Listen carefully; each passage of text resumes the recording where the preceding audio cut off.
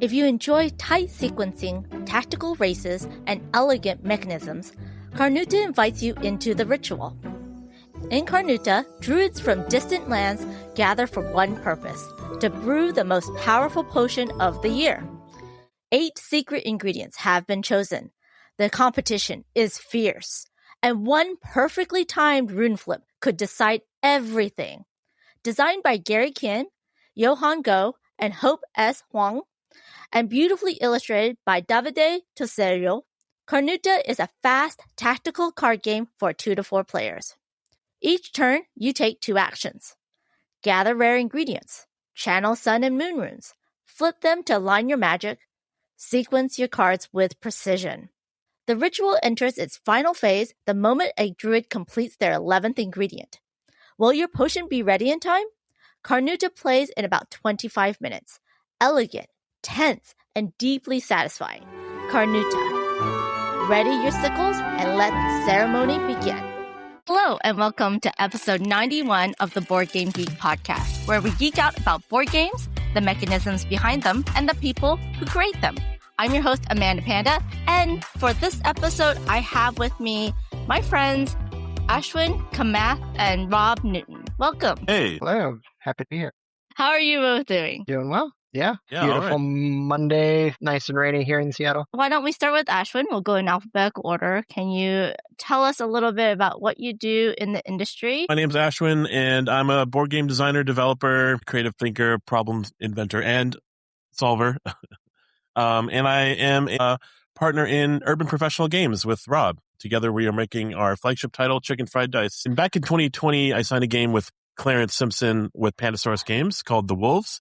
Oh, yeah. And then I went on to work on like some mass market companies like Funko Games, and several games have my name and or hand involved in that game. That's awesome. Now, you also are a developer with Flat Out Games, correct? Yep. And done a few games with them now already, like the Cascadia Alpine Lakes that's been, recently crowdfunded. And then there's Honey Pot by Joseph Z. Chen and Forage that's on Kickstarter right now, actually. I had a heavy hand on it. So all the positive notes, though. Yes. Rob, what do you do in the industry? I'm also a designer. I've been in the industry since around like 2015. Working on a few different games, and I've recently transitioned from designing to publishing. So I got into publishing my own title. I did like an itty bitty baby Kickstarter and then a slightly bigger Kickstarter for my game Trickety. And then now we're hopefully scaling up quite a bit for Chicken Fried Dice. Trickety is through Coin Flip Games, which is your personal publishing company, correct? Yeah, exactly. And then both of y'all have come together to create Urban Professional Games, which is publishing Chicken Fried Dice and is currently on Kickstarter. Yes. And then Ashwin does not have his own personal one, right? Just double check. Not yet. I'm not going to be cheating on you, Rob. Don't worry about it. I just saw Ashwin in person. He was in Southern California, and we got to play Chicken Fried Dice with a couple of content creators, and it was really fun. Yeah, it's been really nice. What's your funny fact about Ashwin, Rob? My fact is that he is a very good cook. At one point, he sent us a recipe that had some slightly unhinged instructions, but the food turned out incredible. Jealous. I have not eaten any of Ashwin's food yet, and he has not sent me any recipes. Well, be prepared to be unhinged and ask a lot of questions, because I just say vibes. Oh, you're like a nana cook where you do dashes and by taste and I'm a nana, just yes. by spot. Yeah, yeah. So, Ashwin, why don't you tell everyone a fun fact about Rob? A fun fact is that he's a birder. Oh. He loves birding. I don't think that's like a quirky thing or anything. It's just like awesome. It's like a part of, and he is based off of timing and the weather and everything. He does that quite a lot. He and his partner do a lot of that as well. Yeah, I would say everyone is a birder eventually. Some people wait till they're like in their 50s, but eventually you're going to be like, oh, that's a cool bird. Wonder what it is. That's so fun. So do you like Wingspan then? Yeah, no, I don't have the camera angle for it, but I've got like all the expansions like right behind me. Was that the inspiration of your game Trickety? Actually, in a weird sort of way, Wingspan was the inspiration for another game that I worked on, Cassette Crush Knee Mixtape.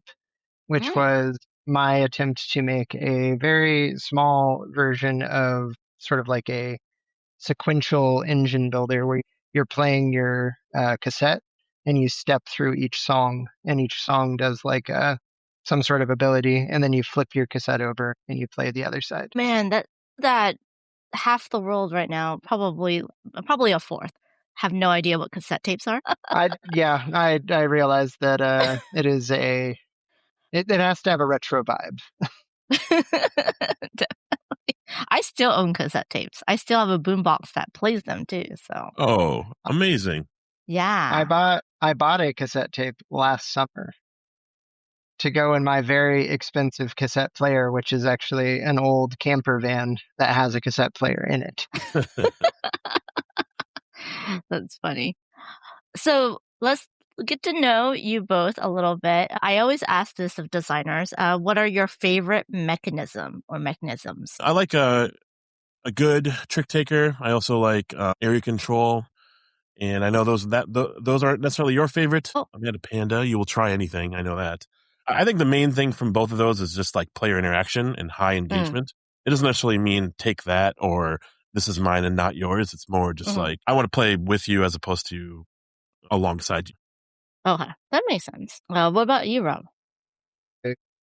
I am a sucker for dexterity games. So I really love Pitch Car and Crokinole. I mean, so this is another game I worked on is Sonora. Weirdly enough, I made that and I like designed all of that long before I actually played Crokinole.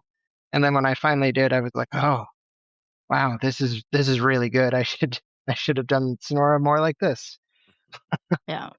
I always ask that because I always see if your favorite mechanisms get translated or affects the games that you design. So Wolves was a bit of area control, and then you designed Sonora, so it does affect you just a little bit. I also like bidding games and auction games, just like above the table type stuff as well. So you just like games with higher interaction. I tend to go for those, yeah. As someone who's played a bunch of your prototypes, that makes sense. So for our main topic of this episode, we're going to talk about the journey of getting chicken fried dice made. So what was the inspiration for chicken fried dice? Okay. So for chicken fried dice, we got to go way, way back. We got to dial back time all the way to about 2015, where I was working on a food truck worker placement game called Economics, where you could have a fleet of food trucks that you'd go and you'd park in different spaces around town, and you would try and sell all of your food out, all of your inventory in your trucks. It was fine. There's like nothing special about the game at that time. It was the second game that I ever worked on, so it was kind of like me learning about the mechanisms and getting into the industry a little bit more. I moved from Pennsylvania to Seattle and started going to a Wednesday night design group. At that group, I met Ashwin, and you played some sort of version of Economics, and you were very excited about the theme and the ideas that we were doing, but there's like zero part of that game that exists in Chicken Fried Dice today. Except for the theme, right? The food truck theme? That was the only thing that stayed? Yeah, food truck and an air of silliness. Yeah, all of the worker placement stuff kind of got tossed out. And then for a little while, we were working together after we decided we wanted to kind of collaborate on this and make it into something. There was like a tiling thing we were doing where you're like building the roads that you were going to sell on, because that's what you do is if you own a food truck. I don't know. And then eventually we were like, oh, well, what if it's like a dice placement game? And so you have your one truck, kind of. It's more like we started with the customers. So in Chicken Fried Dice, you're operating a truck, you're bringing in customers, and you're using dice as the ingredients to feed them. Originally, we made a version of the game that was entirely on Tabletop Simulator, and in that you can have an infinite dice bag. And when you have an infinite dice bag, you're very tempted to have infinite dice. And so we did, and then we started kind of pitching the game around, and we realized like, oh, this is going to require like 300 dice in the box. Maybe that's not feasible. And we sort of played around with some of the ideas on how to fix that, and eventually came to like, oh, well, what if it was a roll and write? And we kept iterating from there. It was really a long journey from economics to there even. And then I'll let Ashwin take over from when we decided it was a roll and write to what it is now. Yeah, I mean, maybe you're selling all of the journey short. You're giving a 30-second, 45-second adventure with multiple years. And the tableau building was excellent. It actually exists in games now, like River Market from Kids Table Board Games is doing that. So a lot of what we were doing there still kind of exists and permeates into other games. The game had to be made after we came up with this name, and from 300 dice became 200, became 100, became this roll and write idea. Even the roll and write aspect kind of took a lot of forms. We had shopping carts, we had stock markets, we had all sorts of ideas because we are kind of designing without a finite deadline, without a purpose or plan to publish or self-publish or anything. Gaps in between also happen where we're in the middle of a pandemic and we're not meeting in person. And so the space between kind of crept in new ideas or new designs. And even that is kind of sometimes hard to kind of block out. From the roll and write aspect, we started to trim down all the dice components down to 28 healthy amount of dice. The idea of characters started to come in, and Chicken Fried Dice was a name that just sounded kind of fun. But we didn't actually completely buy into the name until one day we both looked at each other and we were like, what if we were the chickens frying this dice? And so we had normal customers, we were eating chicken, we were doing all sorts of things. And what if we flipped it on its head? And then instead of doing a normal thing, we invent this world and we kind of mimic Portland as our vibe. So everyone's wearing plaid and has an attitude and has tattoos. And then they're characters from just random fantasy land or anthropomorphic animals. And we really found our calling through that game, kind of concept and vision. And here we are as designers looking at each other in the eye, being like, we should just do this ourselves. We had playtest upon playtest upon convention. And there was like one convention in Seattle where there was a kid and their father playing together. An endless line of people signed up for this game to play. Chicken Fried Dice, right? Whatever the game was at the time. It doesn't matter. But this kid who's like 7 and his father are playing. And that was like a very, very heartwarming moment for me. This does need to exist. Our idea is valid, and let's carry this through. I mean, this is 2023. Sometimes these kind of games take a journey, take a path, and pretty fortunate to have found Rob to embark on this journey, and then also for Rob to kind of ideate with me on all the journey that it did take, all the ideas that did come out of this. Because we have probably 30, 40 different games. Can't wait for the next one because it's already designed. You know what I mean? So now that the roll and write aspect, and the theme really went through, when did the real-time aspect come in? Because that's one of the most unique things about this game is that you have real-time roll and write, but it's not as hectic or stressful as you would think it is. So where did that come up? That was like a major thing that we were trying to figure out. So the core like structure of the game of like get ingredients, write the number that's on the die onto the customer, and then like fill out the whole customer in order to feed them. That was like set in stone quite a long time ago. The whole mechanic about like, how do you get dice? That shifted. We tried, I don't know, 20 different things to make it work. But the big ones were, we had a pick and pass draft sort of thing. Ashwin mentioned the shopping carts, where there was just like a bunch of dice on shopping carts. You take 2 and then you pass the cart to the next person.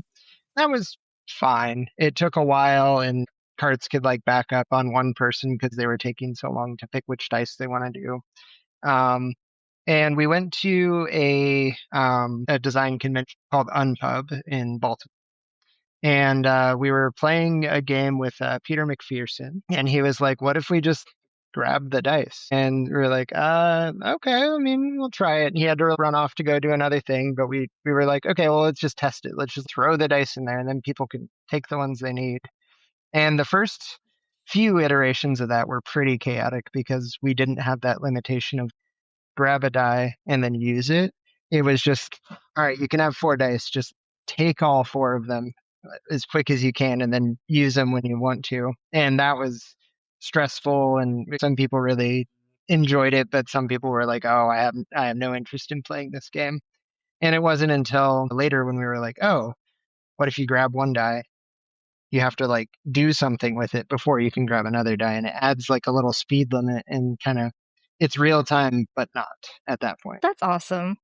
So you've done a lot of playtesting. You've gone to a lot of conventions. I remember, I think 3 or 4 years ago, Ashwin showing me a version of this game. So what made you decide to self-publish versus shopping it to other publishers? If I were to say spite, we could all laugh and have a drink and a piece of cake over it. But that's actually kind of true, but in a joking way.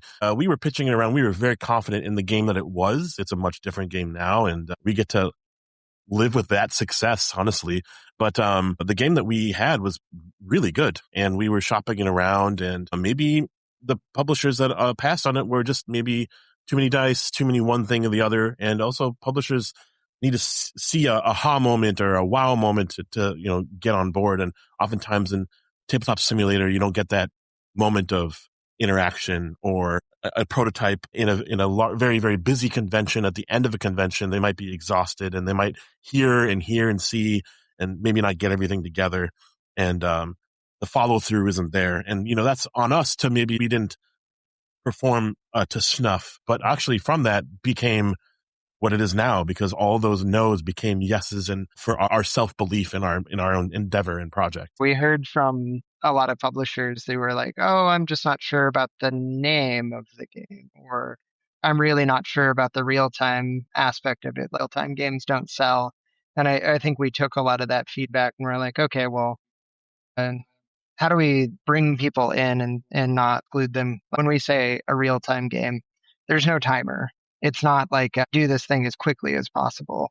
It's slightly different from what you're expecting. So we had to really like teach ourselves not only in pitching the game to publishers, but now pitching the game to players. Did you find it different from the other games, your earlier games that you pitched and that was picked up by publishers? Definitely. I think Chicken Fried Dice is at least at that time that we were pitching it, was a very difficult game to pitch. It's hard to get people to kind of understand the concept. I feel for a lot of the games that I pitched, it was a little bit more straightforward. I think Sonora was a weird one, just because it had that like very physical component with the big board and like dexterity. It's definitely challenging. And under the hood, for publishers, they want to maybe scale back or scale down during the time that we were pitching the game. And so when they hear the word big bag, lots of dice, lots of cards with art, they're looking at it from a lens of, oh, that might be money, money, money. And that is not necessarily what they're looking for. From our end, we were like, oh, these no's can be refined and become yeses for us. We leaned really hard in. And at one point, I remember playing with you, Amanda, at a convention here in Seattle. And there was a moment where someone kind of forgot where they were in the process of using a die. And that also transformed the game. That moment right there during a playtest with you, someone was accidentally cheating or accidentally lost in where they were. And it elevated the premium componentry of the game from basically a throwaway piece of paper to a dry erase board to a dual layer dry erase board where you can't mess up. And all these things we get to learn along the way as designers first, as inventors first, and then we kind of become this like jack of all trades wearing a lot of hats, thrown into it as publishers, being now we're art directing, now we're graphic designers, now we're finding solutions for manufacturing and all sorts of other things that as a designer we didn't know back then when we were pitching the game. So a long-winded way of saying spitefully we are doing this together, but that spite is actually just all positive because we got to learn so much about each other, but also how to design in the future, right? We were just little babies back then. Now we're, I don't know, I'm bald now, so I was bald then too. So a lot of, I find, designers do kind of go into self-publishing just to have more control over the game. So what made y'all decide to create urban professional games, and why the name? So I think we had a really good vision for what we wanted this to be. And Ashwin mentioned that one playtest with the young kid and his dad, and how that was kind of a moment where we're like, oh, this could really be a thing. And we have this idea in our head for like, what should it look like? And who is our audience? And talking to publishers, sometimes we get the sense like, oh, I mean, they see what we're doing, but through a different lens, and they kind of have a different view of what the game should be. And sometimes that's totally fine. But I think this ended up being very much a labor of love, and we just really wanted to show what our vision for it. And a funny story about the name of the company was basically I was having a conversation with one of my friends about raccoons and how they are just like really well set up to hang out in like an urban environment. So we were like, oh yeah, they're just like little urban professionals. And then we talked about how they would have a tie and they went to their job downtown. And it kind of spun into that was our company name and mascot. Yes, it's very cute. So what is the vision for this company? Like, do you have a specified like line of games, a specified market, or is it just going to be some way to get the games that you want to get published out there that might not be picked up by other companies? Yeah, this is a great question. And I think we have a aligned view, but I would love to also hear Rob's point of view on this as well. These are games that we would love to play with our family and our friends, and with a hook or a twist that's funky and unique and kind of hopping off the page, off the table. But it has familiarity to it. Like, you've done something like this before. Chicken Fried Dice, you've played Yahtzee. So if you played Yahtzee, you can actually play this game. A couple extra steps, who cares, right? And that kind of brings it home for a consumer or someone who's wanting to play a game, might feel intimidated, but nested in mechanics that are familiar, but presented in a weird, unique twist that kind of not breaks the genre, but just adds another question, adds another unique thing to that genre. So, hey, roll and write. We have player interaction in games, but do we have player interaction roll and writes with a real-time aspect? No, I don't think so. We have a dual-layer dry erase boards and roll and writes? Not really sure. So we're trying to present that kind of endeavor to our audience. And I think we've found a home with that. Nice. Rob? Yeah. I think the other thing is that we've really settled into a bunch of game ideas that are just very punny, very silly, and often food related. So we've got some follow-up things that we're noodling on that we're hoping to have for future games. How is urban professional games going to be different from coin flip games for you, Rob? Oh, that is a very good question. I've been trying to figure out where is that dividing line? What makes a coin flip game versus what makes an urban professional game? And the obvious answer is there should be a coin in coin flip games. I have yet to do that. I should work on it. No, the way that I'm looking at it is like coin flip games are going to be smaller, mostly card games. That's going to be most of the components, and it's going to feel like a classic card game that you have played before. Urban professional games, I want us to really reach and find something like unique and really unexpected and sort of just follow that idea to its conclusion and make something completely weird and new and fun. Nice. So Chicken Fried Dice is currently on Kickstarter.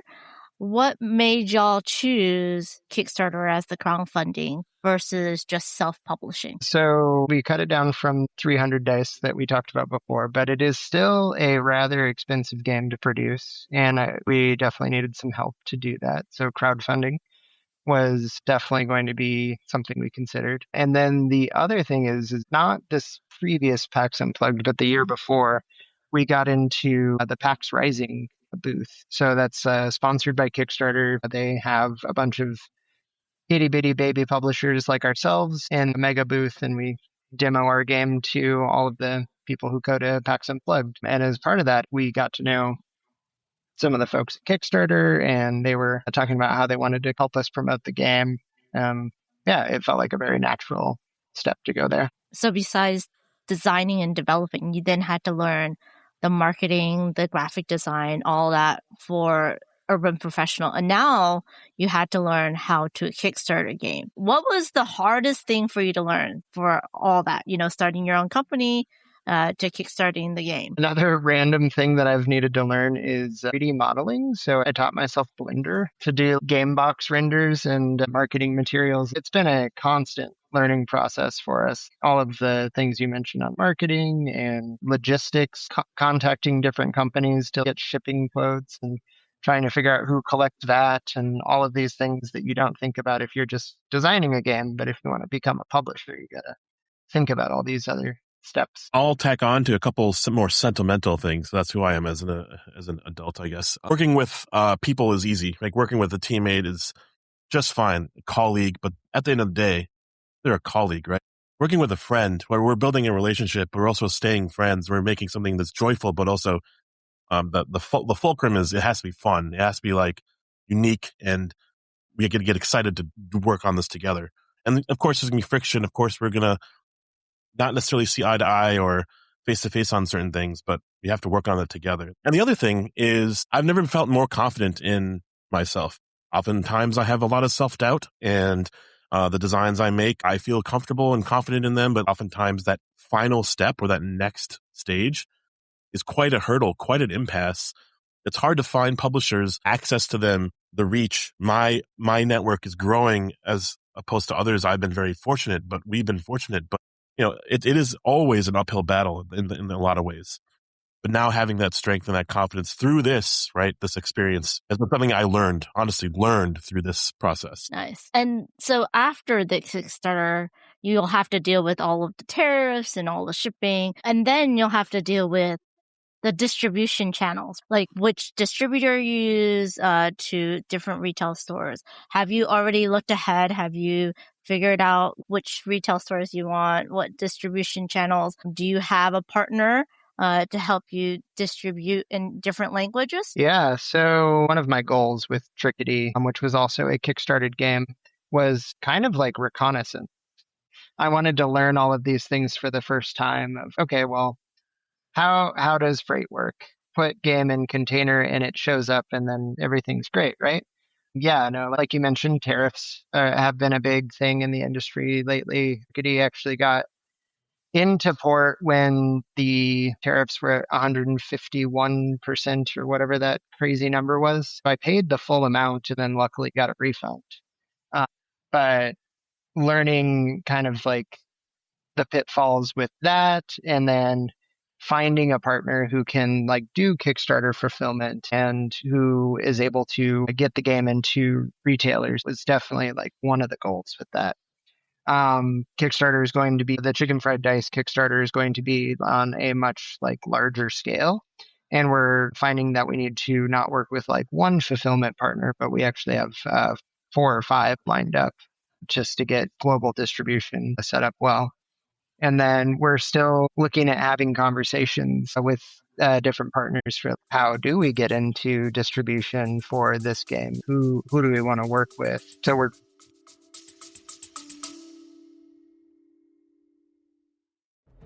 From Wolf to Zigna, the team behind Guards of Atlantis 2, comes a fresh new design. Gods and Mortals blends area control with stock trading, putting you in the role of a god manipulating mortal factions for power. Shift your favor, unleash asymmetric abilities, and cash in at just the right moment to claim the throne of Olympus. Launching March 31st on GameFound. still working on it. I think we set ourselves up pretty well for this. In a lot of ways, people have scaled down, and a lot of projects have this like $20 price point. And when they go abroad, that's like kind of like a nice benchmark to get out there, easy access for small print games, small form games. Our game's a little bit bigger than that, maybe like a more of on a classics midweight size box, and probably even price point. But it is language agnostic. There's no words on any of our components. In the rulebook, of course, but not on anything. So there's this like setup for, hey, this game can be made. All we need to do is change the rules, transcribe it into a different language, and we're good to go. Yeah, that's awesome. Another thing that I love, language independent, but I love how you've added Easter eggs of your friends into the art of the cards as well. If anyone discovers all of the Easter eggs that we put in this game, then they are definitely stalkers, because there's not any aspect of this game that doesn't have some sort of reference to something in it. We've talked about how you got inspired and then all the playtests and then how you started your company and why you want a company. And then now you're going to actually publish it. We're talking about the whole journey of the game. Is there anything past that you think we need to hit on? I don't necessarily want to talk about when it'll be delivered. There's a chance that it won't get delivered on the time that we want it to. But the hope is we can expedite this thing because our game is done and all we need to do is hit print, and then it's potentially just a few months away from getting into homes. It's just crossing our T's, dotting our I's kind of thing. Yeah. There's never any sort of guarantee there. So this is a big process. Even just the designing of the game, the inspiration is a big deal. But then having to learn all the aspects of a business and kickstarting and actually publishing and creating the game because there's so many different manufacturers. Did y'all have any mentors while you went through this process that might have helped you out? Because you are learning everything as you go, which is absolutely incredible. And a lot of designers that want to self-publish are doing this as well. And of course, it's like a trial and error too. You're like, oh, I did not realize I had to watch for that. And I think especially like contracts, the legal issue, of becoming a company and then all of the different contracts for all of the people that you need to touch your game, from the manufacturing to getting it shipped. Did y'all have someone that could help you out with that? I mean, our community is gigantic and so helpful. Like we were able to ask people dumb questions, unexpected questions, all like every time we came up with something, we were like, hey, what do we do with this form that they sent us that's about whether or not our games have like toxic paint? Like all these like random things that like no one ever talks about, like for imports. And then like, how do you set up a Kickstarter page effectively? Yeah, we have like our own little cohort of baby publishers, as we've been calling them. People who are kind of like starting to do this at the same time that we are. We're like learning from each other and being like, oh, yeah, by the way, there's a deadline here. If you want to sign up for this, then you can get in for a booth at this convention. And we're all chatting and helping each other out this entire time. Yeah. And then also companies that have done it before and are our friends and peers and even colleagues in a lot of ways, with Weird Giraffe Games and Carla and Nick Kopp, and Flat Out Games with Sean, Molly, and Rob. They've been just such a spirit and a guiding light in a lot of this. They are always available to answer questions, and we take advantage of that a lot because they've done it before. They've had experience and success and repeated success with it. And we want to put our best foot forward because ultimately tomorrow's not a guarantee. And so we want to make sure that this is the best version of ourselves too. Yeah, it's so shocking, the things that you don't think about when you're designing a product, but you need to, like child safety. What is the age range you're going to put? If you have a certain age range, then you have to have certain tests and certifications. I remember talking to Dave Luza about how some companies could not bring their games into Spiel for the convention because of Germans laws and how you need to have certain words or certain certifications to have it imported and sold at Spiel. It's just shocking. And it's nice to have a community to learn together. And I know that there is that tabletop designers group that came together to help with different contracts and legal issues. The TDGDA, Game Designers Alliance. Yeah. There you go. So there is sources out there for help if you are looking to do that yourself. So from my point of view, right, I know that you have to create prototypes or pre-production copies so that content creators like myself can get the word out and you can get play testing as well and to see samples right from the manufacturer.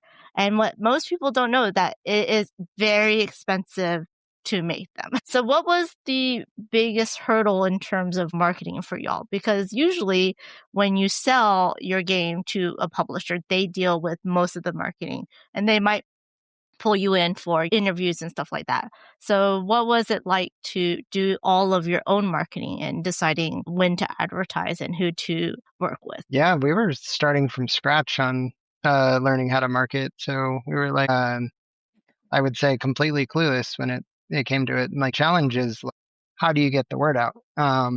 We were going to a lot of conventions. We were playing the game with a lot of different people and they were really responding to it. But just numbers wise, that represents a tiny, tiny fraction of the people who we want to play this game.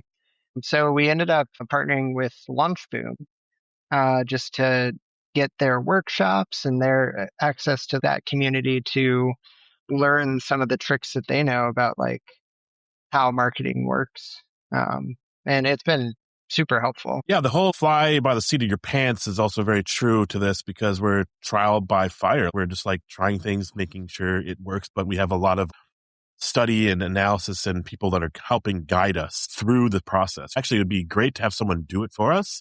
But the fact that we're doing it on our own is yet another thing that we get to learn and basically be proud of how much we've done together. Yeah, Launchboom has been great, wonderful to partner with. Wouldn't recommend them enough. Like they've been allowing us to kind of experiment as well and find the format that would work best for us. So we talked earlier about conventions, and most up to now has been conventions for prototypes, for demos.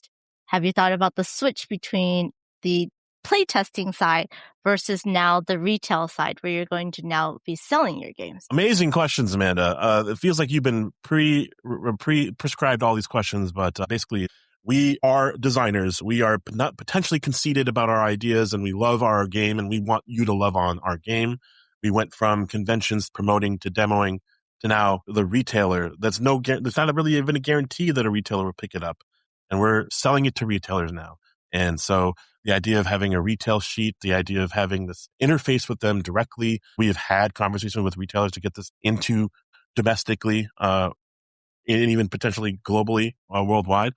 But that part is also a big process. And we get to learn yet another way to sell this game, where it's a 1, 2, 3 elevator pitch, like you would pitch a game to a publisher. The retailer side is, without even someone playing the game, can they look at the back of the box? Can they see the box and see the game, understand the game just from that visual understanding, that legibility? Can someone, a retailer employee, sell the game based off of limited information, the back of the box, or having just seen a glimpse of what the game is? Those are very fun, candid conversations that we're getting to have and solve through our product design. Yeah, That's very interesting. I'll tack on to that as well. The weight of the box. Like this is one of those like subtle things that people don't think about. But when you pick up a box, you're like, yeah, this weighs nothing. There's just a box of air. Gamers like look at that and they're like, oh, well, it doesn't seem like it's worth however much the game is because it's just an empty box. With this game, we were like, okay, we're thinking not necessarily let's load it up and make it heavy, but it is a heavy game. So we're like, okay, well, here's the value. You can feel the literal like physical value of the game. Yeah. There was been a lot of talk about how big a box is, right? And oftentimes it's because you need shelf space. You need to keep a certain amount, like physical amount of shelf space, or else there is going to get taken from you for your next game. So yeah, the weight of the box and the size of the box is important for retail, but we don't think about it when we are just having it in our house or just keep taking it from place to place. That's something very interesting to talk about. I have 2 examples of games that are like, there's no shade on these whatsoever. I actually happen to really enjoy these games. One is Force Shuffle and one is Tether. Small packages, just cards. You need an 8x4 to play this game. You need a full-size table to play these games because the game sprawls out and you wouldn't have expected that from a small package. And the weight of the game is also, it's nothing. It's just a deck or 2 of cards. But these games, as an example, is like, they can sprawl out. So like the product is also a point of emphasis when we were working on how we wanted to present our game. Yes. And the pictures, right, on the back of the box needs to showcase that if that's something that you think will sell it. So let's wrap up this journey. We kind of gone through from the starting stages through learning about going through all the self-publishing aspects, and now that we are into the Kickstarter and kind of touched upon what happens after Kickstarter. Is there a 1 or 2 major tips you would recommend for any designer that wants to self-publish their game? Find a community, like find your people to do it with and ask a lot of questions. There's the tabletop mentorship program that has been kind of folded into the Unpub organization, and they'll help get you like matched with someone who can answer a lot of these questions. Be like, okay, what do I do? Like, how do I do like a cost analysis to figure out how much it's going to be to make a game. And as a side note, that the tabletop mentorship program is how Ashwin and I got connected. Ashwin was not my mentee, but he was my mentee's mentee. So he's my grandfather. Thank you, Rob. You can see all I will come over for tea and gray. biscuits later.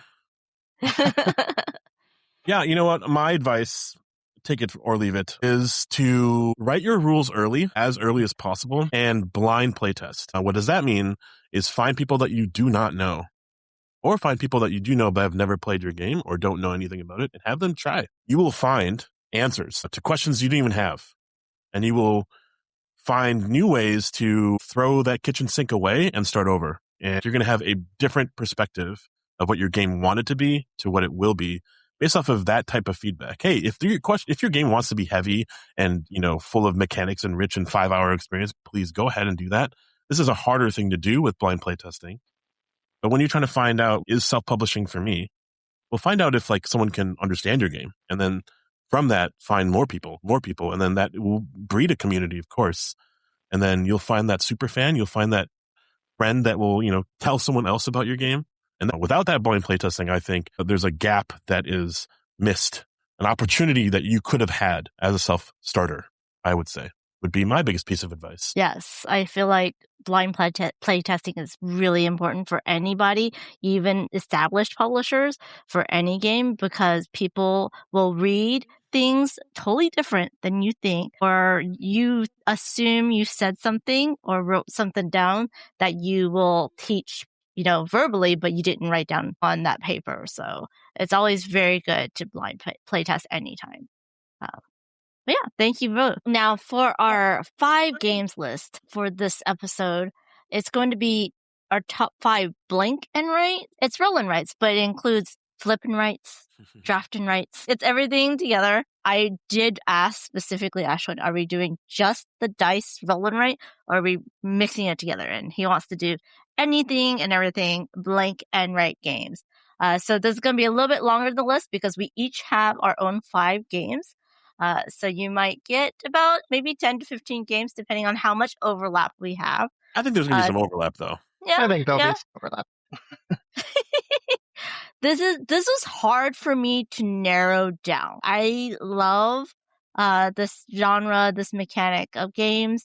I had 20 different games, and then I narrowed it down to 10, and then I had to combine them into different categories and then pick one from those categories, and I ended up with 15 games. But we're going to talk about one from each category. I might have 1 or 2 honorable mentions. And again, my list is never in any specific order. It's just the games that I enjoy. So what about y'all? Do you have any specific orders? Anything you want to say about your list before we start? I have an order. Also, I will guarantee that we have one game that's shared between all 3 of us. Guaranteed. Oh. I hope. How about that? I hope. Oh. At least 1. Maybe 2. Okay. We'll see. Who wants to go first? Why don't you go first? Okay, Ashwin, you go first. Sure. Number 5 on my top 5 is Next Station London, a game where it's a flip and write. The writing part is very unique, as is the flip. It's designed by Matthew Dunstan, Guild of Merchant Explorers, and I think the company's Blue Orange Games. And what you do is you flip a card and you draw from one station to the next station using a colored pencil of where you are in the line. So you'll start with a pink pencil and you'll just draw pink until a certain threshold of cards have been drawn, because you will repeat that process. And that is kind of unknown. It's somewhat known, but it's between 7 and 11 cards. And your map will be different every time. And your map is different than another person's map because they're drawing with the blue or purple or green or yellow.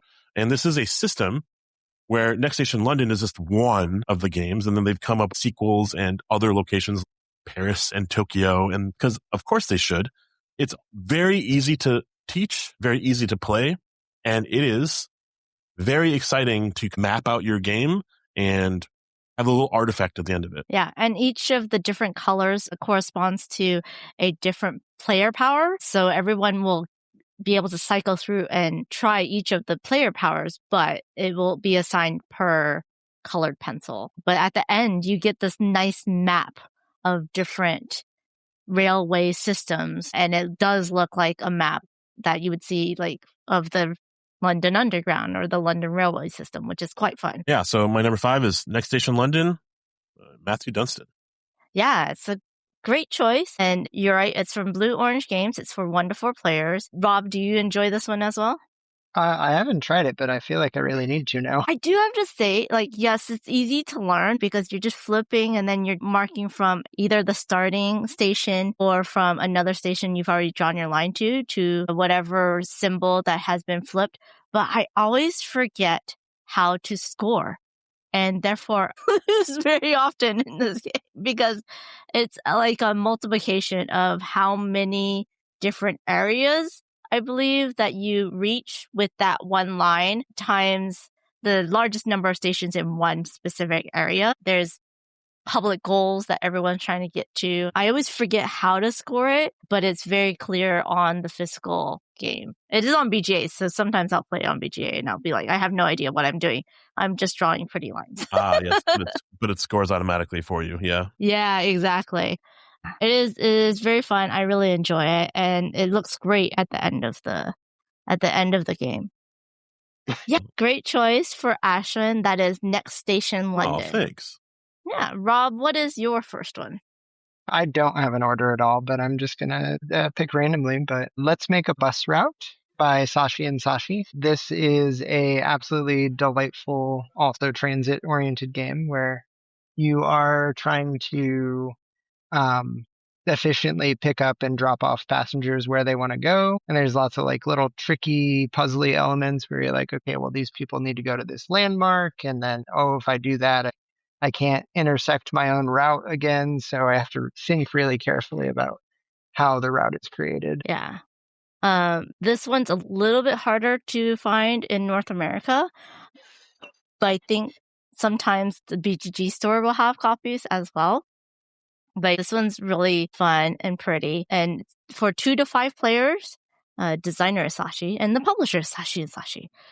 So yeah, I really enjoyed this one. I don't play it enough. I should play it more, but it is one of those that is harder to get, and a lot less people will actually know how to play because it is harder to get. But Ashwin, have you played this one? I have not, actually, but I've heard a lot of good things, mostly from Rob, about it. I don't own it. I only played it at a convention. I think it was Shucks several years ago, but I'm not entirely sure. It's all a blur. That's true. For some of these games that are harder to get, you can find it in the Dice Tower library or the Board Game Geek library if you go to different conventions. And that's a great way to play it because there's going to be a lot of people that want to play it as well. So let's make a bus route for 2 to 5 players. Designer Sashi and publisher is Sashi and Sashi. I think I'm going to choose my first one. It's going to be probably one that I talk about a lot. It's my favorite combolicious game, and it's my favorite roll and write from the publisher. So the publisher is Motor City Gameworks, who've done multiple roll and write games, a totally different series of them. And the game is Three Sisters for 1 to 4 players. The designers are Ben Pitchback and Matt Riddle. I love the company and the designer. These 2 or 3 guys have designed multiple games that are quite fun. And Three Sisters has a really fun theme to it as well. It talks about how if you plant pumpkins, corn, and beans together, they're kind of symbiotic. They help each other grow and prosper. And while the game, when you look at it, like it looks like a lot. It's not as a lot as some of the other games that might come up, but it looks kind of busy. But it's gonna be beautiful because you have your own plot of land and you're growing your corn to a height so that then your beans can use the corn as a trellis, and then you're growing your pumpkins, and that connects different plots of land. And they made this really thematic in that there's rain that helps everything grow as well, and you're needing to buy tools that help things go faster. And it's such a combolicious game because this will, make that happen, which then allows you to do that. And it's so much that my friend Duchess, 1105, who's a content creator, created actual like tokens so that you can keep track of what freebies you have and what things you can do next. So it's a little bit much to like keep track of when you first play the game, but it's thematic, it's very fun, and I love how combo it gets. Three Sisters is probably my favorite of their whole series, and I play it a lot. It is not just a roll and write because it's a draft. You roll the dice, you put it onto this board in order of the dice from low to high based on where Edith is, Edith the farmer. And then you draft the die. So where you pick up the die will determine what actions you can take and in what plot of land you can take as well. That's why you get the solo version where Farmer Edith is going to ruin some of your choices. But it is a very fun game and I really, really enjoy it. It comes in a very small box, but it is such a good combolicious game with little bitty pumpkin pieces and a little farmer that you can walk around as well. Have either of you played this one? No, I've heard a lot about it, actually also from you. And they've really kind of made a name for themselves, the designers, that duo, trio, quad, I don't know. There's a group of them. I think it would be a disservice for me to not have played this game. So I will look it up and try to get it played soon. Well, you have to replay all of the games listed on here. Rob, have you played this one? I have only done this IRL because we do a bit of gardening. I'm making a list right now of like, okay, well, what games do I need to play? That was Three Sisters from Ben Pitchback and Matt Riddle by Motor City Gamers. Should we keep on going with the Ashwin, Rob, and me, or should we mix it up? Yeah, I'll go next. I think this might be on everyone's list. This is my number 4. It is a flip and write, and sometimes write on other people's boards. It's Cartographers by Thunderworks Games. Apparently, the designer Jordi Adon did Flip Tunes, which is on the hot list right now, as well as Stone Spine Architects. I've heard very good things about that game. Cartographers, I don't know if I need to say much about it. It's kind of amazing. You are doing everything you can possibly to score the most points, and all the points will change based off of every game's scenarios. And you go through seasons, and they are labeled A, B, C, D theme. And then you go from A, B, and you score A and B, and then you score B and C. And then at some point, you'll score D and A. So everything will score twice. It's the timing of when you score those things. And what you're scoring is houses, woods, lakes, plains, and how you draw them matters. And then there's terrain on the board. There's coins you can get. And sometimes you draw little ghost faces on other people's boards because interaction. And the game is phenomenal. The game is insanely, endlessly replayable. I could play that for an entire game session with friends. I think I could just run it back over and over and over again. And I actually kind of wanted to at one point. I remember I just went to this small day-long convention and we ended up playing that game like back to back to back. It was a great day. Yes, I love Cartographers. Cartographers is 1 to 100 because as long as you have a sheet, you can play it at any number of players. You just have to have one deck of the cards. They also have different generated maps and they have different printed maps. They have Cartographers heroes with different player powers and the different monsters. You can mix and match things. It's a great system. I agree. It's really, really well made. There's a whole bunch of little maps with like 2 or 3 cards that are really inexpensive that will change up the game a lot. It's a really good system, and I hope they keep on adding more to it. Yeah, this one was on my list as well. And I mean, for obvious reasons, it's a phenomenal game. I don't get analysis paralysis in a lot of games, and this is one that I'm just like, okay, if I do this, then it's going to score in this season, but I really need to focus on this other thing. It gets the gears turning for me. Yes, that is Cartographers from Jordi Adon, and it's published by Thunderworks Games. Now, I kind of had this on my list, but it was under the category for me of evergreen series. Like there is Cartographers is a whole bunch of them. Like there's I think 4 base maps, and then you have heroes and you have more maps from them. There's a whole That's So Clever series. That's just one, and then there's Twice as Clever, and there's a 3 one, and I think there's like 4 or 5 different games in the series. But the series that I chose to really look at is the Welcome to series, where you have Welcome to with different maps. And when I saw it come out and I played it for the Kickstarter, I just went all in and got all the maps because there's an Easter one, there's a Christmas one, there's a zombie one. And then they came out with Welcome to Las Vegas. You can't mix it with the base game, but it's the same base mechanics with different maps and has slightly different rules.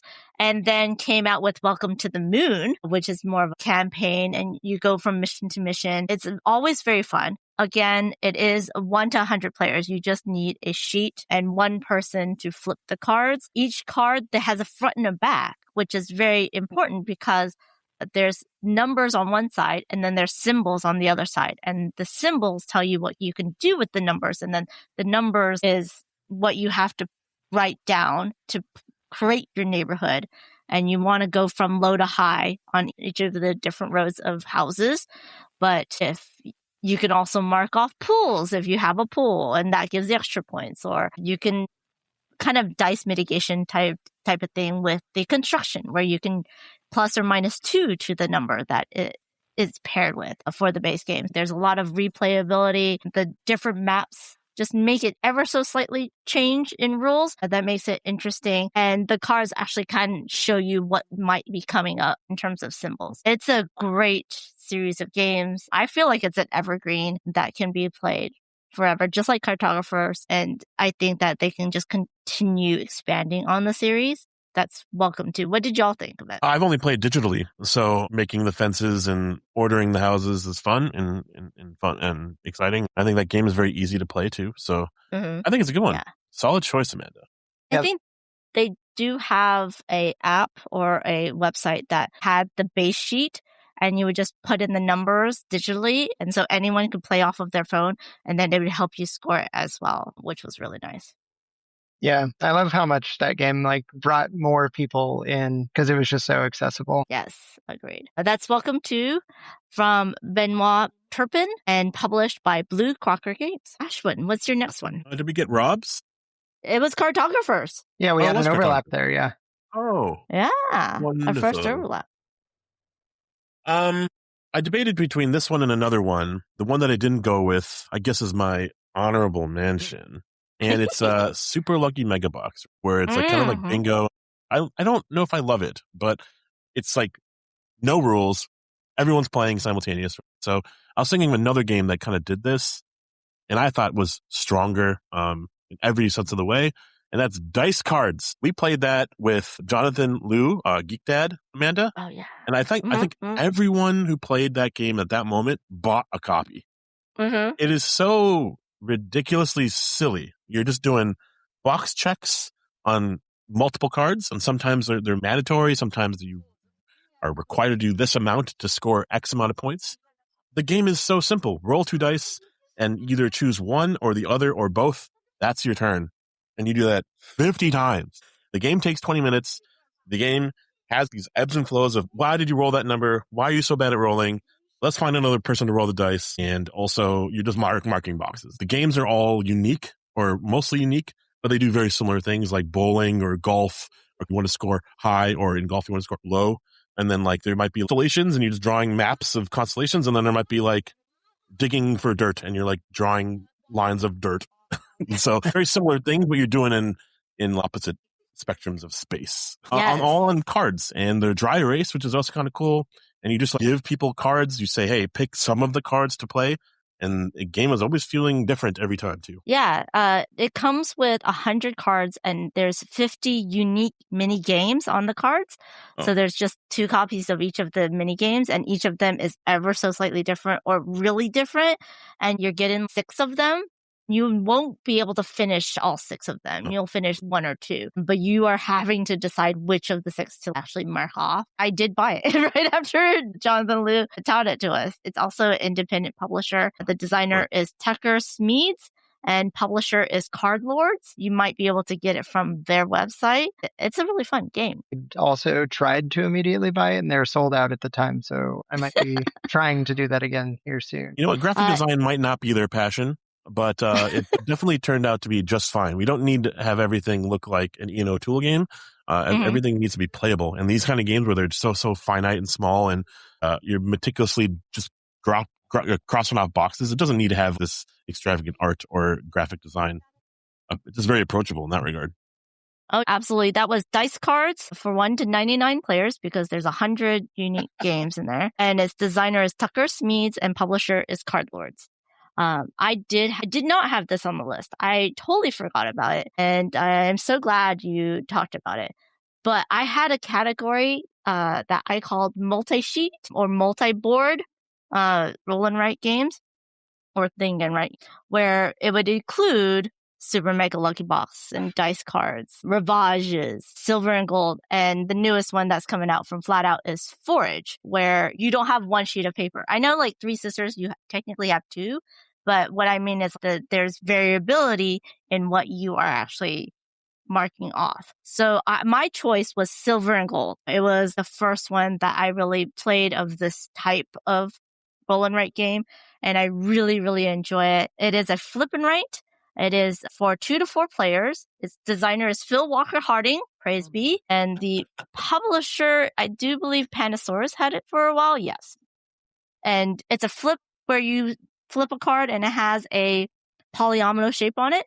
And you're going to mark off that polyomino shape on one of the cards that you have in front of you. And you're trying to find gold. And you're trying to fill up your whole card in order to score it. Then you'll get another one. And it's, quick and light and easy that way. But then they came out with Silver and Gold Pyramids, which is more different. And I really enjoy that. And I'm really sad. I hope that Pandasaurus brings that one to North America as well. But as soon as I was at Spiel and I saw it, I had to pick it up because it's a really good game. There is a little bit of comboing because you can mark off a space that gives you another single square to mark off anywhere. And you're just trying to fill in as many cards to get points based on what cards you're filling in and how many empty spaces there is on that card. And it is really good. I know that talking to Sean, that Forage kind of has some DNA due to Silver and Gold is what he told me. And then as soon as I played Forage, I'm like, oh, hell yeah, I really enjoyed this one as well. So my choice was Silver and Gold. Yeah, absolutely. Yeah. I'm excited about Pyramids too. That was my pick, was Silver and Gold from Phil Walker Harding, praise be. Rob, what is your next pick? All right, so this one is a deep cut because it's prototype. And it's a print and play prototype from a designer, Chris Anderson, who made a series of games based on what time it is when you play it. So you print out, you got your 8.5 by 11, and then you look at the clock and you say, okay, it is 4, and you start filling in those things, and whatever time it is, you build the map off of that. And then you take a set of turns, and each turn you're ticking down your energy and you're trying to build some resources. So one of them was called Tempus Imperium, and you were playing as Romans and you're trying to make forts, and I believe you're fighting barbarians. It's been a while since I played it, but there's a battle mechanic to it, and then there's roads. There's no randomness to it. It's just whatever time you start playing and then the choices you make or whatever map you end up creating by the end of the game. I just thought it was so clever and different from anything else I had played at the time. Yeah, the Tempus Imperium is only solo from Chris Anderson, self-published. But I do believe Tempus Quest got published through Buttonshy. The Tempus Quest games were the game of the month thing that you could sign up for with Buttonshy, and they send you one every month. I'm looking at BGG. There's 12 of them from 2019. So, wow, this is really a deep cut because it's hard to get the one. Very deep cut. Wow, it's very hard to find. But I'll put at least the link to Chris's Anderson on BGG so that y'all can check that out and maybe can go through that and go deep dive and see if you can find a way to find a copy to play. I think that's our first solo only roll and write as well. Yeah, and I'm not one for solo games that often. It just happened to be that this one really clicked with me. Nice. Rob, do you want to continue on and do the next one as well? Sure, let's jump into the next one. So I think this one might also be on Ashwin's list, but Merchants of Magic by Clarence Simpson. It is published by Rock Manor Games. I love this game. I played it before it was published. I played it many, many times after it was published. It is very satisfying. What you're doing is you're running a magic shop and you're trying to build like different items. You roll polyhedral dice that you would have in like a role-playing game. And then you're sort of assigning these to different like categories on your sheet. You've got a set of items in front of you that you can kind of like use as a goal that you're trying to like build those. You need to have different points in like different categories in order to like make that item so that you can sell it. And there's enough of a puzzle there on its own, but there's also the player interaction where if you decide like, oh, I'm not going to do this thing, I'm just going to shove it to the next person. And you can also look at like what's coming your way. So there's like this big card market that just rotates through all the players. Yeah. Is this on your list, Ashwin? It's my number one. So, Spoilers. I'll have to find a new way to create the buzz. I love this game also for all the reasons Rob said and more. The know of designer, the love and the craft that went into this game. Believe it or not, it took 1 or 2 weeks of design and then it was just pitch ready. It was so simple and elegant. And the game stayed true to that. What's really cool is that we kind of mentioned combos from Three Sisters and you said the That's So Clever series. And these types of games were big inspirations for Chicken Fried Dice. Always be selling, Ashwin, Chicken Fried Dice. And how to combo was something that we wanted to kind of depart from a bit and not have the same type of feeling that you would get on all those other games. But in here, you already have the recipe. So when it comes to your turn and you have the Hammer of the Dragons and the Hammer of the Dragons, you just get it for free. So you like the combo is actually the nature is just pre-prescribing everything. So then when it comes to your turn, when you get new things, you're just getting them. And it just feels very satisfying. So then you don't have to waste any effort on that. You can start building up new things. Everything's as points. There's a couple upgrades you can do that can augment your points. There's like this traveler that you kind of are, and there's sponsored adventure. And when you do parts of their recipes that they need for their dungeon crawlingness, you can get free X's, free boxes. The other thing about this game is that it has this, I wouldn't say unique, but most games with dice have some sort of mitigation aspect to this game. In this game, the D6 category or row tends to go on the high or low end. There's even up to 8 and 9. And you're like, how do you get those? Well, with mitigation. With these little potion dudes, you can spend them and pip up a die when rolled from a 6 to a 9, from a 20 down to a 2 if you had 18 of them, if you really needed to.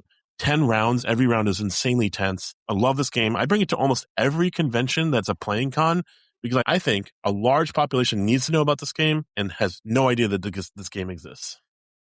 I backed it, and then they came out with 2 expansions, Dangerous Business and Drop of the Dragons, and I had to back that as well. This is one that definitely is best in person, and I don't think it really shines anywhere else. If you're at a convention, look for it and try to play it in person is probably the best way to actually enjoy the game. Yeah, for sure. This one is also a permanent fixture in my game night bag. I stopped unpacking it because it's just going to go right back in there. Nice. So that was Merchants of Magic Set a Watch Tale is the base game for 1 to 8 players by Clarence Simpson and published by Rock Manor Games. Speaking of designer friends, this is from the category of most thematic to me, and it was Wok and Roll for 1 to 5 players. Designer is Daryl Chow and publisher is Ori Game. No S, which is a different publisher. And it is thematic in that there is a insert that's black that looks like a wok, and you're literally throwing your dice, which are ingredients similar to chicken fried dice, into the wok. And then the player board is a dry erase board, but it is in the style of a classic Chinese restaurant style, white and red menu. And then you're making these different dishes with the ingredients.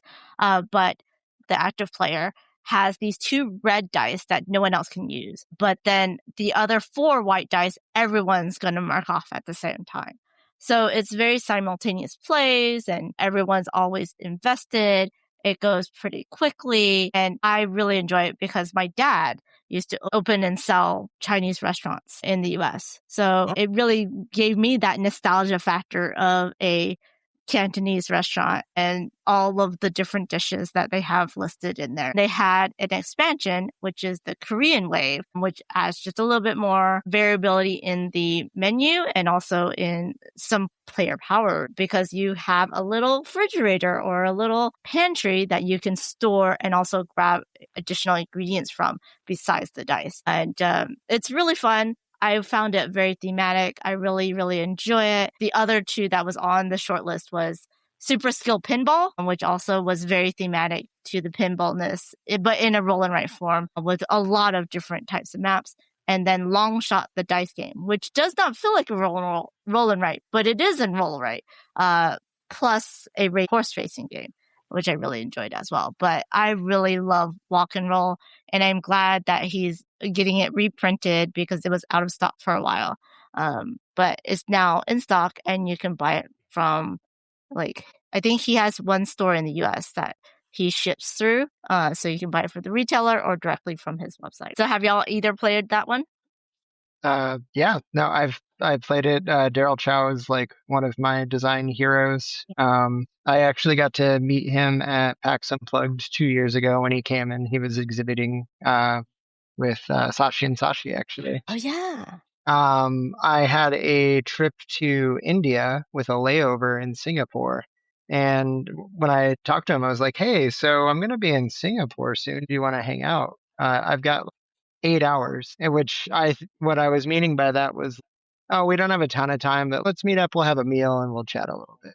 And I think he took it to mean, oh, we're going to have to walk fast then if we want to see everything. So he gave me and my partner a walking tour of like Singapore Harbor. We went around and we saw a bunch of his favorite places. One of my favorite games that he designed is Copy King, like Kopi, Copy King. And he took us to the coffee shop that sort of like inspired the game. You look at the graphic design of the game and you look at the shop and it's identical. A very good recreation of that whole experience. Yeah, he really does design games to be very thematic, to show off the culture that he's in Singapore. And I did the same thing, Rob, where I was telling him I'm going to be in Singapore. I have family there.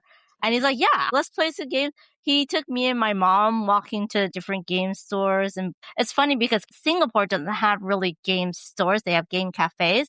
And he sells his games in bookstores or souvenir shops. Mm-hmm. He was talking to me about that. And then we went and ate lunch. And then he, took us through bus and walking to his favorite board game cafe. Later on, I joined him for his game night. And I was like, wow, he's such a generous person with his time and his schedule and his day. That was very nice of him. I even went to his warehouse. And let's say I bought way too many games, but I'm very happy I did. So I got a whole half of a suitcase full to take home. But yeah, it was very, very generous of him. He's a great guy. Yeah, it's great. So Ashwin, it's your turn. I was going to say, if you take anything away from this podcast, it's go and visit Daryl Chow. It's a great time. There you go. So that was Wok and Roll from Daryl Chow. Publisher is Ori Game. My number 2/last game, I don't think it's on anyone in your list. And I don't think it's because of any one reason or the other. It's just not a deep cut or anything. It's just like kind of just not really in publication anymore. It's not really out there anymore. The game is Corinth by Days of Wonder. And actually, as you were describing Three Sisters and the drafting of dice, I wonder if they got inspired by Corinth, because Corinth does it in an insanely unique and elegant way. It says it's a 2 to 4 player game. It is only a 3-player game. Don't get it twisted. You have 6 rounds in this 3-player game. And on your turn, you are the dice master and you roll all the dice. There's this optional system where you can pay coins to roll additional dice, but you're the arbiter of that choice. When you roll the dice, all of them are grouped by number and they go into the coin category. And then from bottom up, they go into the lowest category on up. So based off of what you roll or how many dice you roll, you may not have all of the things available to use for your game of point scoring. And what you do in the game is actually insanely silly and stupid and easy. Most of them are just collect groupings of dice to get points. The top one is to get coins. So it's like the future propensity of your rounds will be augmented by these coins. These coins can be used for more dice rolling or get little powers or get little things that score points based off of other things, kind of like hedging your bets.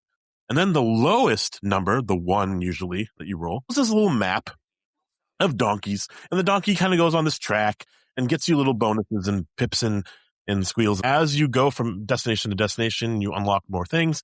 So that part is there's this really fun little map of combo-y stuff. And then there's this like currency system. There's this like collection of dice numbers. But what's so amazing about this game is you draft dice. And when you draft dice, you remove that whole option from other players. And so that timing of when you spend coins for extra dice is also helpful for you, but that is not a guaranteed opportunity for you to get those dice. You're paying for the pot to get bigger, but not necessarily your turns to be better. There's this weird moment, and it's actually fantastic.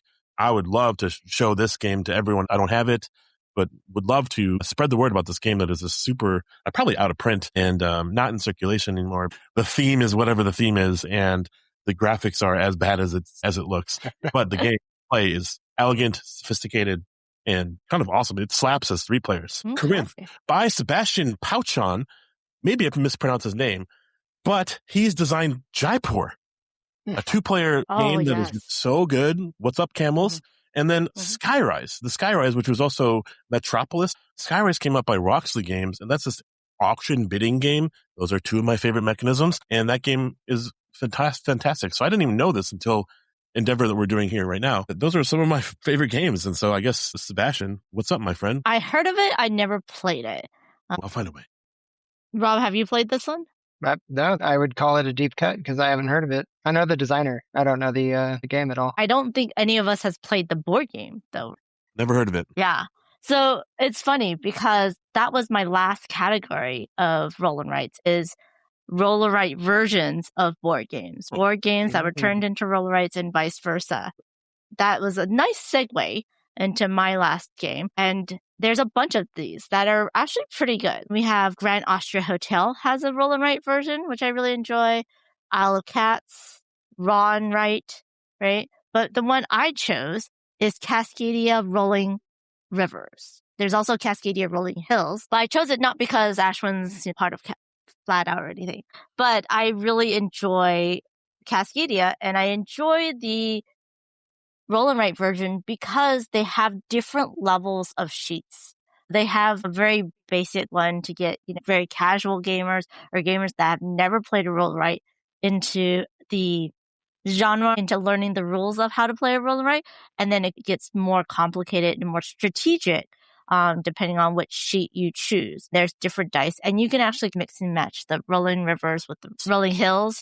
And of course, there's bears, and I love bears, and I love animals. So it's just fun that there is a progression. You can actually learn how to play this genre and then make it more strategic, more harder, and more like Cascadia as you go on and choose what maps you use. Of course, it's beautiful art by Beth Sobel. The designer is Randy Flynn, who also designed Cascadia, and it's published by Flat Out Games, who's done a whole Cascadia series. I really enjoy Cascadia Rolling Rivers. Yeah, this one nearly made my list as well. It was we'll call it an honorable mention then.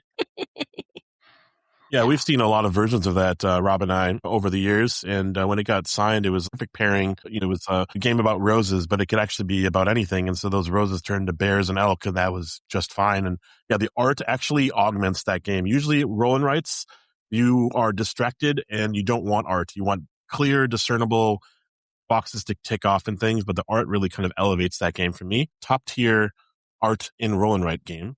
Yes. Yeah, I feel like I have to mention the wooden dice too, because like almost every roll and write game you're gonna have acrylic dice, and they feel nice, but like these ones, I don't know, they feel like they're not going to be fun to throw and like use as dice, but you toss them and you're like, oh, that's great, 10 out of 10. Yeah, Chunky, yes, big Chunky chunky dice. yeah, dice. very satisfying. We almost went with chunky dice and chicken fried dice, always be selling, always be promoting. And we ended up not for other reasons. But the chunky dice are awesome. I love the animal accounting. Shout out Randy for in that game. It's fun. And Randy inspired, you just mentioned the 5 or multiple ways to play the game. Inspired also Breeze, another game by Randy Flynn. Oh my God, shout out Randy and all his games and all his success. Oh my God. And on the back of Breeze's boards that you play are solo modes.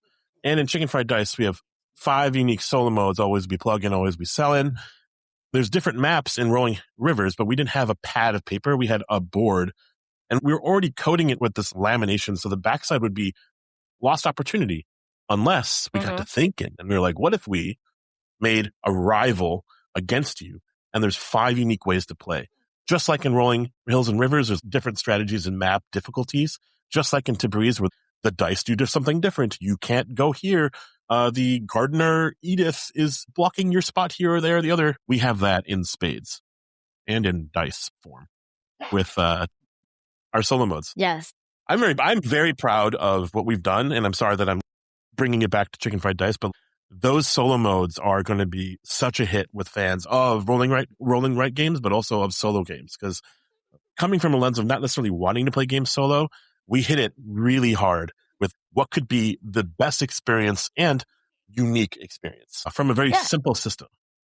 And most roll and write or draft and write, whatever blanket write games can be played solo. I think there's only a few that cannot ever be played solo. And they're usually a smaller footprint, but I like how your game, Chicken Fried Dice, looks so nice on the table because you have this circle of food trucks and their maps, and then the dice in the middle and in the coop. So it's very fun. So that was my last pick, which is Cascadia Rolling Rivers for 1 to 4 players from Randy Flynn, and publisher is Flat Out Games.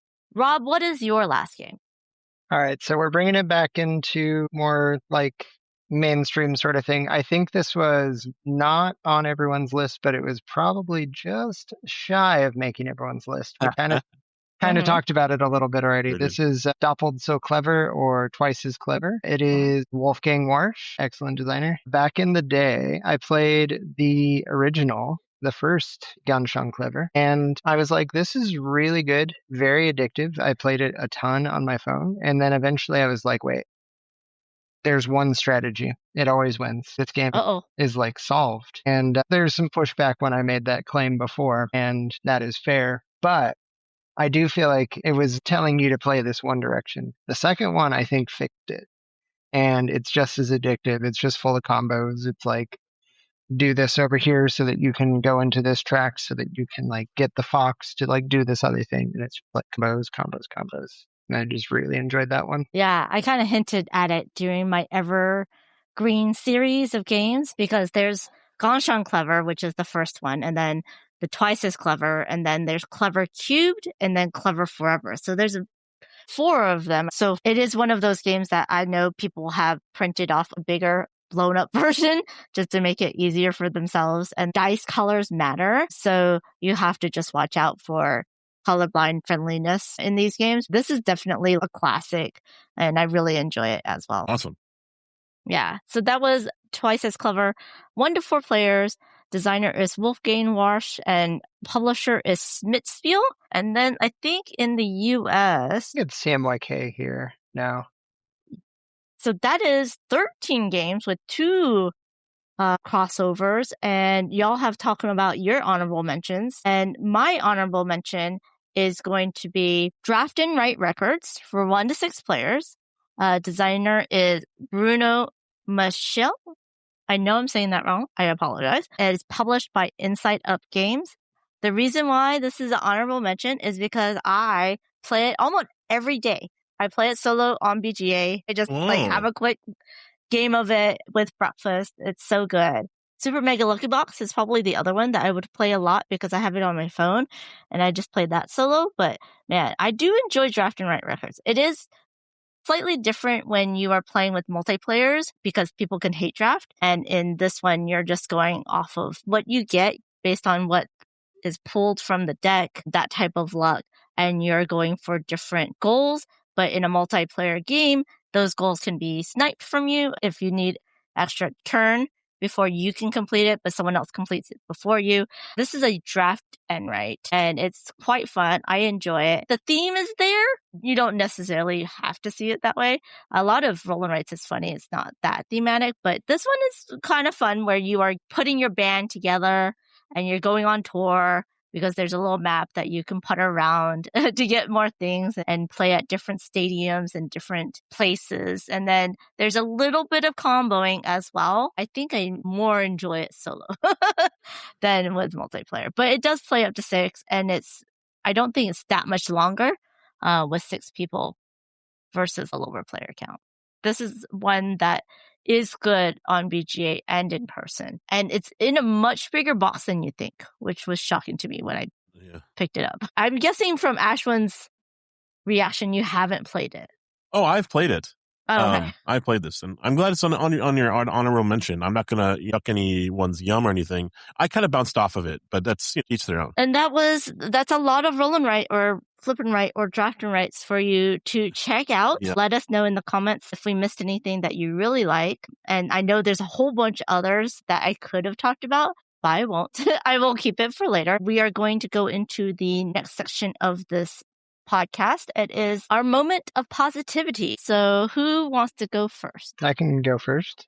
Something that I'm really excited about that's coming up here soon is that I'm going to go to the Tokyo Game Market. So I'm not just attending, though. I'm doing a very odd thing, and I am going on a trade mission with the Secretary of State of Washington. And we are going to get a booth, and we're all going to try and bring all of our games from the state of Washington to Japan and see if people want to play them. That's awesome, because I remember Spiel last year, 2025, and that was my first Spiel. But also you had the state of Washington had a booth there, and they showed off different games as well. Flat Out had their own booth with AAG, but they also had a game in the Washington State booth. And I thought that's really cool that your representative is bringing games from the state to other places and showing them off and talking about it, because that's so unique. I don't think I've ever heard of that happening before. I love that. That's awesome. And Tokyo Game Market is one of my bucket list places to go to. Same. So, jealous. Yeah, I'm very excited to go. I feel extremely lucky. Bring an empty suitcase or pick up an empty bag. And if you see a game that's interesting, buy it. Because I have talked to Daniel Newman and other people that these are very small run games. And if you don't get it, you might never get it. So if it catches your eye, pick it up. Yeah, this is very much one of the goals, because I know how big trick-taking games are in Japan, and I want to find all the cool and unique trick-taking games. Yes, absolutely. Oh, there's going to be so many for you. That's awesome. Ashwin, what's your moment of positivity? Yeah, this is kind of silly. You guys touched on maybe like a soft skill that I have, which is cooking. I went down to North Carolina for Tantrum Con in North Carolina. Every year in February it happens or so. And this is the second year, and it's an amazing convention. I highly recommend that convention. The people are great over there. But most importantly, as a designer, I have a big collection of friends over there. Clarence Simpson, shout out Clarence, my God, we keep talking about him, housed me for a week prior to Tantrum Con, and we were getting together for a co-design and some other opportunities that I was doing. I'm not going to call out his family, but this is me not calling it out, but calling it out. They are pretty picky in terms of eating, but I got them. I reeled them in. Nice. With Indian food that they have or have not had before, but they were very particular. So I had to go around a lot of hoops and a lot of hurdles, and I can't really even jump, but I tried my best. And I found a way to their heart, and they want me back. That was a big win for me. Usually it's easier to cook because making it up as I go, I like that format, and I'm also using what my mother taught me over the course of years and decades, and I'm so old.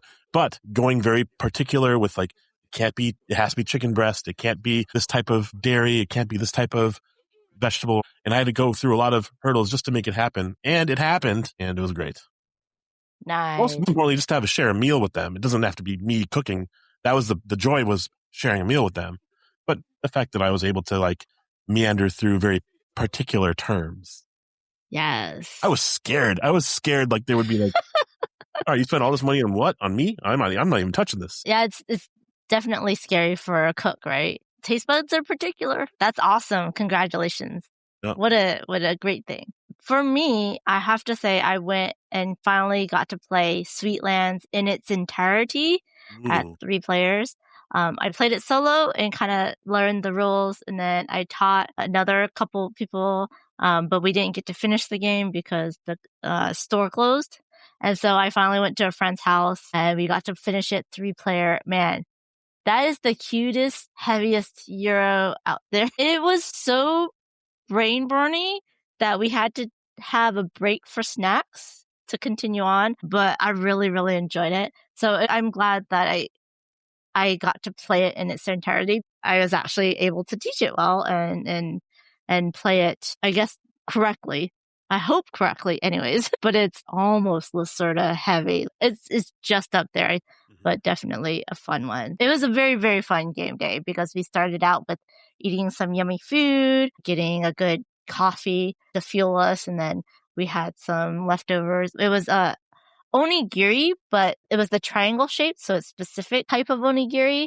And so we bought extras, and then that's what we snacked off in the middle of the game. And then afterwards, we got some really yummy tacos. So it was just a fun day all around. I'm very grateful to have friends that will play those types of games with me because it's hard. And that is our episodes. I know you want to talk about Chicken Fried Dice. Ashwin, why don't you promote that one more time for all of us? Chicken Fried Dice, a game for 1 to 5 players. It's on Kickstarter now. It is a real-time roll and write, but don't be scared about the real-time aspect. It is take your time and make mistakes, or rush and make mistakes. It doesn't matter. You're going to make mistakes. And most points wins, just like every kind of game typically. It's competitive, and it's just 30 minutes or less, and it features premium components. The game is delivered to your doorstep as is. It is so premium, deluxe, with such incredible art. We are so fortunate to have found our artist and work with her along the way to get the type of charm and character immersion and theme that we've been able to throw in this little package on Kickstarter now, and would love your support. But more importantly, thank you so much for having us, Amanda. This was such a treat. Yes, thank you. Yeah, it was a lot of fun. Where else can people find you both? We're here in Seattle. Come find us. I'm Board Game Gee. Ghee, like the butter, super clarified. That's me on most socials. Let's have a chat. Or not. Yeah. And if you find him at ArcaCon, he has a whole bunch of prototypes with him at all times to play. That is a backpack Rob, that is bursting at the seams, and it's all full of prototypes. Literally. Yeah. And where can people find you on the socials, Rob? I'm at CoinFlip Games on most social media. If you want to find me, Blue Sky is probably the best one. I'll put all the links to everything that we've talked about and the Kickstarter into the description. So please go check it out and see if you want to support these lovely humans. And thank you all so much for listening. And I hope you all have a wonderful day. You've been listening to the Board Game Geek podcast, produced and edited by Amanda Wong. Be sure to visit us on the web at boardgamegeek.com. You can also find us on YouTube, X, Blue Sky, Instagram, Facebook, and TikTok under Board Game Geek, and Twitch under Board Game Geek TV. You can reach us by email via podcast@boardgamegeek.com. Thanks for listening and happy gaming.